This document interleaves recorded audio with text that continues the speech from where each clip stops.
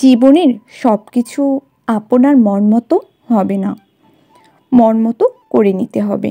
চলার পথে সবচেয়ে বেশি যা জরুরি তা হলো আপনাকে একা চলতে জানা। আপনাকে চলতে জানতে হবে। সবাই আপনার মতো বা আপনার মন মতো হবে না, তবুও তাদের সাথে কিভাবে চলতে হবে, কথা বলতে হবে একসাথে, তা জানতে হবে। হোঁচট খেলে পাশের জন ধরার আগেই আপনাকে নিজেকে নিজেই সামাল দিতে হবে। কোনোভাবে কারো উপর নির্ভরশীল হওয়া যাবে না। যে আশ্বাস মানুষ আপনাকে দিবে, সে আশ্বাস পুরোপুরি আস্থা রেখে দিলে আশাহত হওয়ার সম্ভাবনাটাই বেশি থাকবে।